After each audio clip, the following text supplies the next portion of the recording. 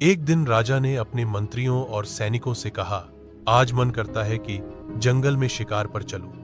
युद्ध की तलवार और दरबार की राजनीति से मन ऊब चुका है। चलो हिरण का पीछा करेंगे और प्रकृति का आनंद लेंगे। राजा अपने कुछ विश्वसनीय पहरेदारों के साथ घने जंगल की ओर निकल पड़ा। घोड़ों की टापें धरती को चीर रही थी। चारों ओर रात का अंधकार गहराता जा रहा था।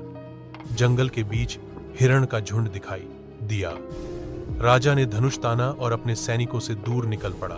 यही उसकी सबसे बड़ी भूल थी, क्योंकि अंधेरे की छाया में 4 डाकू पहले से घात लगाए बैठे थे। राजा जैसे ही हिरण के पीछे बढ़ा, अचानक झाड़ियों से 4 काले परछाई जैसे आदमी निकले। उनके चेहरे कपड़े से ढके हुए थे। हाथों में तलवारें और भाले चमक रहे थे। राजा अकेला है, पकड़ लो इसे, उनमें से एक ने दहाड़ लगाई। राजा ने तलवार खींची और भिड़ गया। उसकी तलवार बिजली की तरह चमक रही थी, लेकिन चारों ओर से वार होने लगे। एक डाकू ने पीछे से वार किया, दूसरा सामने से। राजा वीर था, लेकिन संख्या उसकी कमजोरी बन गई। उसके सिर पर भारी चोट पड़ी। वह घोड़े से नीचे गिर पड़ा।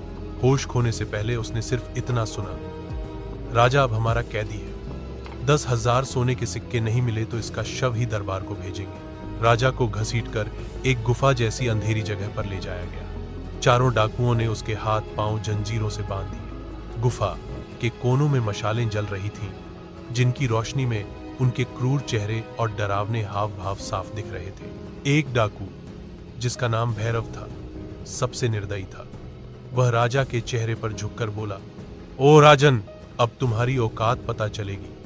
अगर तुम्हारी प्रजा तुम्हें सचमुच चाहती है तो कल सुबह तक हमारे पास 10,000 सोने के सिक्के पहुंच जाएंगे, वरना तुम्हारा सिर कटा हुआ महल के फाटक पर टोंगा होगा। राजा चुप रहा। उसकी आंखों में क्रोध की आग जल रही थी। डाकू उसे भूखा रखते, अपमानित करते और बार बार डराते, लेकिन राजा का हृदय अडिग रहा। 3 दिन तक कैद में रहने के बाद राजा ने अपने मन में भागने की योजना बनाई। उसने देखा कि रात को पहरा देने वाले डाकू शराब पीकर नशे में चूर हो जाते हैं। उस रात जब पहरा देने वाला डाकू नशे में झूल रहा था, राजा ने धीरे धीरे अपनी जंजीरों को घिसना शुरू किया। उसने लोहे की कील को पत्थर से रगड़ा और हाथों को आजाद कर लिया। धीरे धीरे सांप की तरह सरकते हुए वह गुफा के बाहर निकला, लेकिन तभी एक डाकू की नींद खुली। अरे, कैदी भाग रहा है! चीख सुनते ही बाकी तीनों भी जाग गए। राजा दौड़ पड़ा। जंगल में उसका शरीर घायल था, खून बह रहा था, लेकिन उसके मन में सिर्फ एक ही आवाज गूंज रही थी, भागो, जिंदा रहो और फिर लौटकर बदला लो। राजा कई मील जंगल में भागते भागते आखिरकार अपने सैनिकों के शिविर तक पहुंचा। सैनिकों ने अपने राजा को खून से लथपथ हालत में देखकर आंसू बहाए। राजा ने आदेश दिया, घोड़ों को सजाओ, सेना तैयार करो। ये 4 दुष्ट डाकू मेरे अपमान के साथ साथ मेरी प्रजा का भी अपमान कर चुके हैं। अब इनकी एक ही सजा है, मौत। अगली सुबह जंगल को चारों ओर से घेर लिया गया। सैकड़ों सैनिक तलवारें, भाले और मशालें लेकर गुफा तक पहुंच गए। चारों डाकू अभी भी सोए हुए थे। जब उन्होंने बाहर सेना देखी तो घबरा गए। भागो, उनमें से एक चिल्लाया, लेकिन अब देर हो चुकी थी। राजा खुद तलवार लेकर गुफा में घुसा। तुमने मुझे अपमानित किया, अब तुम्हारा अंत मेरे हाथों होगा। राजा ने एक एक करके चारों से भयंकर युद्ध किया। पहले डाकू का सिर तलवार से उड़ा, दूसरा चिल्लाते हुए भागा, लेकिन सैनिकों ने उसे भाले से भेद दिया।